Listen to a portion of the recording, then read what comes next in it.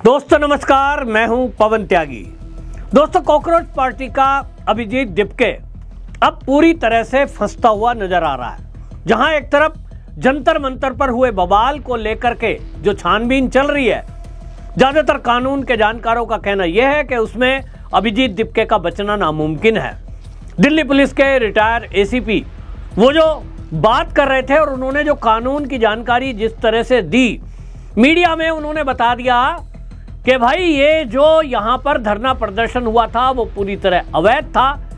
उनको 5 बजे के बाद परमिशन नहीं थी, उसके बाद यदि धरना दिया गया तो वो अवैध है और उसकी जिम्मेदारी अभिजीत दिपके की है। दूसरा, वहाँ पत्रकारों के साथ जो मारपीट हुई वो किसी ने भी की हो, आयोजक के ऊपर उसकी जिम्मेदारी तय होती है। और अब इन्फ्लुएंसर ने बाकायदा इसमें फैजान अंसारी ने एफआईआर अलग अलग मामले में ये कराई है। उन्होंने कहा कि मेरे साथ मारपीट हुई और उसके लिए कोई और जिम्मेदार नहीं है, क्योंकि आयोजकों में मेन आदमी कौन है कॉकरोच पार्टी का? अभिजीत दिपके मंच पर मौजूद था और ये कॉकरोच पार्टी का पूरा आयोजन ये तो भाई उसी का है। तो इसमें अगर मारपीट होती है तो उसको तत्काल जेल में डालना चाहिए। आपको ये बता दूं, सोशल मीडिया इन्फ्लुएंसर ने दिल्ली में एक एप्लीकेशन दी है और पहले से 2 एप्लीकेशन जून महीने की दी हुई है। उन्होंने आरोप लगाए हैं कि अभिजीत दिपके और कॉकरोच पार्टी का जो संबंध है, अभिजीत दिपके के खास तौर पे नाम दर्ज उन्होंने प्रार्थना पत्र दिया है और उन्होंने कहा कि अभिजीत दिपके जो है इसके संबंध उमर खालिद से है और इसके पीछे पाकिस्तान है। तो क्या केवल एक आरोप लगाने भर से अभिजीत दिपके को जेल हो सकती है? उत्तर है नहीं। जितना मैं कानून को जानता हूं, मेरे हिसाब से अभिजीत दिपके को कोई अगर ऐसा प्रार्थना पत्र दे कि भाई मेरे साथ मारपीट हुई, अभिजीत दिपके इसके लिए जिम्मेदार है, इस पर जेल नहीं होती। लेकिन जो फैजान है उसका कहना यह है कि मेरे पास इसके पुख्ता सबूत हैं, मेरे पास वीडियो और फोटो हैं कि अभिजीत दिपके की मौजूदगी में यह सब हुआ। और जो मारपीट हुई है उसमें मारपीट करने वाले कॉकरोच पार्टी के ही मेंबर थे, यानी पदाधिकारी थे। और इस सब के बावजूद जो वो पुलिस का हमला हुआ है, पुलिस के ऊपर जो हमला किया गया, जो झूठ फैलाया गया, उसमें तो अभिजीत दिपके बच ही नहीं सकते, क्योंकि अभिजीत दिपके पूरी मीडिया में, नेशनल मीडिया पे झूठ बोल रहे थे। बच्चों को बुरी तरह पीटा गया, लड़कियों पे हमले किए गए।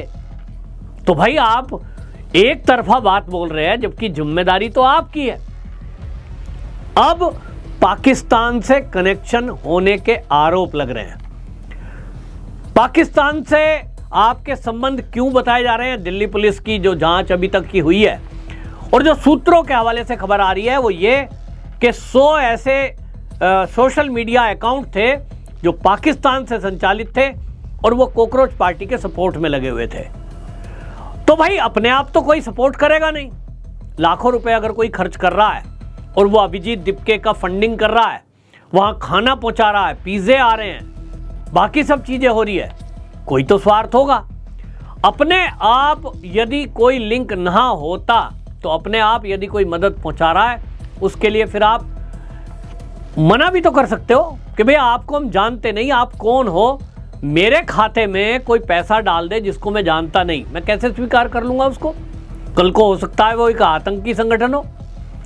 तो हमारे देश का कानून कहता ही है कि अगर देश विरोधी कोई भी काम करने वाली संस्था, कोई भी आतंकी ग्रुप यदि किसी को पैसा देता है और कोई लेता है, भाई आपके खाते में आ गया, आप उसकी कंप्लेंट करो। और अगर आप स्वीकार कर रहे हो तो इसका मतलब आपकी मंशा कुछ है और वो आपसे आज नहीं तो कल देश विरोधी काम कराएगा।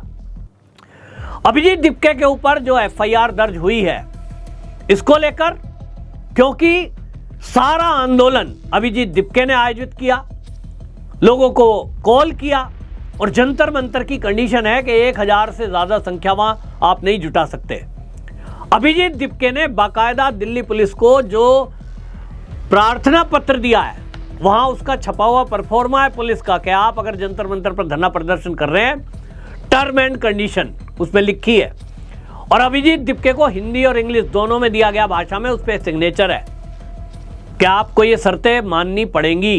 5 बजे के बाद धरना प्रदर्शन स्थल छोड़ना पड़ेगा, वहां किसी के जाति सूचक शब्दों का इस्तेमाल नहीं होगा, किसी की धार्मिक भावनाएं आहत नहीं होंगी, आप कोई देश विरोधी एजेंडा चलाने वाले लोगों को मंच नहीं देंगे, इस तरह की कंडीशन लिखी है। तो अभिजीत दिपके के मंच पर वहां देश विरोधी एजेंडा चलाने वाले भी शामिल हुए, जिन्होंने वहां मंच पर आकर कहा कि कश्मीर तो भारत से अलग ही हो जाना चाहिए। वहां उमर खालिद को छोड़ने की बातें हुई, जिस पर यूएपीए के आरोप लगे हैं, धाराओं में बंद है वो।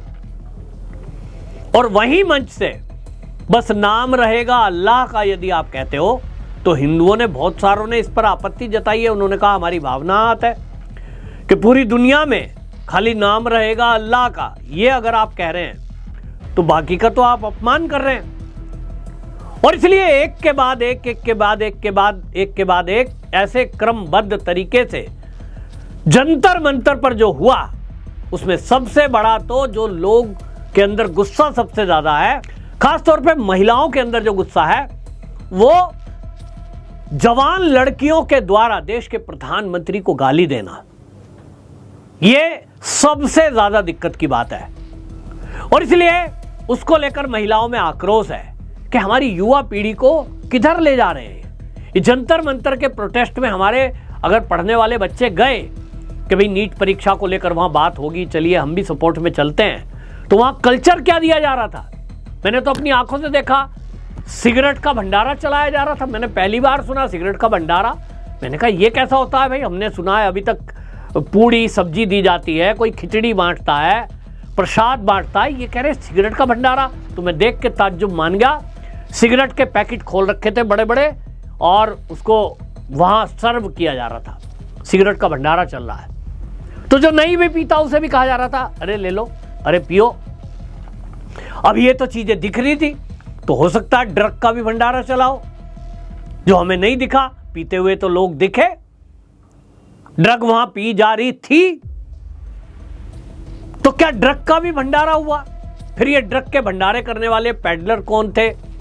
फैजान की एप्लीकेशन पर अगर बात करें तो कई पत्रकारों पर हमले हुए, जिसमें मैं भी हूं। मतलब मेरे साथ भी धक्का मुक्की, बदतमीजी, गोदी मीडिया वापस जाओ, उसकी तो वीडियो है, चैनल पे डाली हमने। वो हिस्सा हमने उसका, मतलब अब मुझे भी नहीं पता लगा कब मेरे कंधे पर बैग था और उस बैग में से रॉड निकाल ली, मेरी मोबाइल निकाल लिया। पुराना मोबाइल था, इसलिए मैंने उसका कोई बहुत ज़्यादा कहीं एफआईआर या कोई शिकायत करने की ज़रूरत नहीं समझी। लेकिन अपने आप में समझिए कि जैसे ही हमने सवाल करना शुरू किया कि भाई आप जो है जंतर मंतर पर प्रदर्शन कर रहे हैं और ये प्रदर्शन अवैध हो चुका है, क्योंकि 5 बजे के बाद आप रुके हुए हैं, और आप इस पर कह रहे हैं कि साहब जो है ये पुलिस हमें परेशान कर रही है। मैंने काउंटर सवाल कर दिया कि पुलिस आपको कहां परेशान कर रही है? आपकी सुरक्षा में है। और यहां आप जो भी खा रहे हैं, पी रहे हैं, खाना आ रहा है, आप झूठ बोल रहे हो मंच पे जाके, हमारा पानी नहीं आने दिया जा रहा है, हमारा खाना रोक दिया जा रहा है पुलिस के द्वारा। ये झूठ फैला रहे थे जब आंदोलन चल रहा था, और मैंने काउंटर सवाल कर दिया तो गोदी मीडिया और मारो और मारो। और इस तरह का काम यदि करोगे तो फिर कौन जिम्मेदार है? अभिजीत दिपके मंच से देख रहा है कि इसके कार्यकर्ता टूट पड़ रहे हैं ऐसे पत्रकारों पर, तो उसको तो इसके लिए वॉलंटियर जो लगा रहा था वो बाद में शरीफ बनने की कोशिश कर रहा था। जब तक ये रिपोर्ट आ गई कि पुलिस केस कर रही है उसके ऊपर, तो वॉलंटियर लगा रहे हैं कि अब लाइन से अंदर जाएंगे, हम चेक करेंगे कौन बदतमीजी कर रहा है। बदतमीजी तो फिर भी हो रही थी। बाद में इन्होंने सोचा कि फंस ना जाएं कानूनी पचड़े में, इसलिए अब शरीफ बन के दिखाओ। लेकिन शुरू के वहां 10 दिन में क्या हुआ? सरेआम हमने देखा, नेशनल चैनल के पत्रकारों को कपड़े तक फाड़ दिए गए, मारपीट की गई। तो मैं था, मैंने अपनी उम्र का लिहाज कहिए लोगों को दिया। मैंने कहा जो बच्चे थे, मैंने कहा यार तुम मेरे बेटे जैसे हो और तुम उम्र का लिहाज नहीं कर रहे हो। ठीक है, आप मना करते हो कि साहब नहीं, आप कैसे ये सवाल कैसे कर सकते हो? आप जो है मोदी को गाली देने वालों का ही वीडियो क्लिप क्यों बना रहे हो? उनकी तरफ ही आपका कैमरा क्यों मूव कर रहा है? तो भाई करेगा। आप अगर देश के प्रधानमंत्री को गाली देंगे, हमसे तो सहन नहीं होता। वो देश का प्रधानमंत्री, भले ही मोदी जी की जगह मनमोहन सिंह हो, मनमोहन सिंह थे, मैं तब भी इसी बात को कहता था कि भाई अगर कोई मनमोहन सिंह को मां बहन की गाली दे रहा है, ये कतई हमारे समाज में गाली सहन नहीं है। वो पार्टी का मामला नहीं है, वो देश का प्रधानमंत्री है, लोगों ने चुना है। तो अगर आपके मंच से ये सब हो रहा है, होने दिया जा रहा है, तो जिम्मेदारी तो तय होनी ही चाहिए। निश्चित रूप से जो फैजान अंसारी ने पुलिस को प्रार्थना पत्र दिया है, हालांकि अभी तक इस पर कोई एक्शन नहीं हुआ है, क्योंकि एक्शन समझ लीजिए, ये भी मैं आपको बता रहा हूं कि छोटी मोटी धाराओं में इस अभिजीत दिपके को पुलिस गिरफ्तार नहीं करेगी। ये लंबा जाएगा, और ये ऐसा लंबा जाएगा, अभी इसका अहंकार मैं देख रहा हूं। ये कह रहा है कि मेरी वजह से, हमारे आंदोलन की वजह से धर्मेंद्र प्रधान का जो इस्तीफा हुआ, सरकार झुकी हुई है। इसका अहंकार देखिए अभिजीत दिपके का। वो बोल रहा है देश के प्रधानमंत्री जो रील बना रहे हैं, युवाओं से जो वार्ता कर रहे हैं, वो मेरी वजह से है।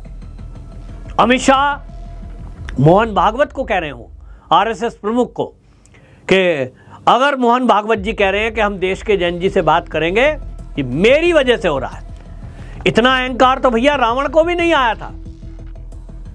रावण का अहंकार बड़ा फेमस है ना, इतना अहंकार नहीं था, तेरे अंदर इतना आ गया। अरे राष्ट्रीय स्वयंसेवक संघ के सरसंचालक मोहन भागवत जी, वो तो रहते ही जैनजियों में, अभी वर्ग होके निपटे हैं पूरे देश में। राष्ट्रीय स्वयंसेवक संघ के प्राथमिक शिक्षा वर्ग, प्रथम वर्ष, द्वितीय वर्ष, तृतीय वर्ष लगे, उन जो वर्ग लगते हैं पूरे देश भर में, मोहन भागवत जी कितने ही वर्गों में जाकर उद्बोधन के लिए गए हैं, और सीधा वहां कौन होते हैं? वो जैन जी होते हैं। शाखा में जाने वाला स्वयंसेवक ज्यादातर जैन जी है, और वो जैन जी से मिलते ही हैं। वो तो ये है कि अलग से एक कार्यक्रम उन्होंने वार्ता का किया है, और उसका अलग अलग समय पे अलग अलग तरीके से वो जहां बैठक होती है, संबोधन होता है, कोई कार्यक्रम होते हैं, वो चलते ही रहते हैं। आप ये कहें मेरी वजह से मोहन भागवत जी जैन जी से मिल रहे हैं, तो इनको पहले संघ को सीखना होगा, समझना होगा, मोहन भागवत जी को देखना होगा कि वो कौन है, क्या है और क्या करते हैं। वो किसी व्यक्ति की वजह से कुछ नहीं करते, उनके जीवन में ये तय, उनका काम ही यही है, देश के लोगों से मिलना, उनको सही दिशा दिखाना, देश हित में देश के युवाओं को, बालकों को जोड़ना, देश हित के काम करना। कुल मिलाकर फैजान की जो ये प्रार्थना पत्र है, इस पर अब पुलिस संज्ञान लेगी। ऐसा कहा जा रहा है कि भाई जो मारपीट हुई है, जो सबूत है उसके पास, उसको मांगा गया है, और इसमें अभिजीत दिपके का जरा भी हाथ दिखाई दिया।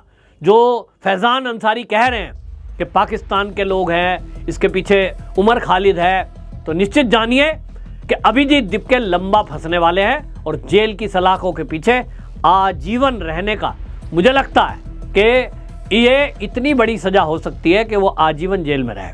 आपकी इस पर क्या राय, कमेंट जरूर लिखें, वीडियो शेयर करिए। वंदे मातरम।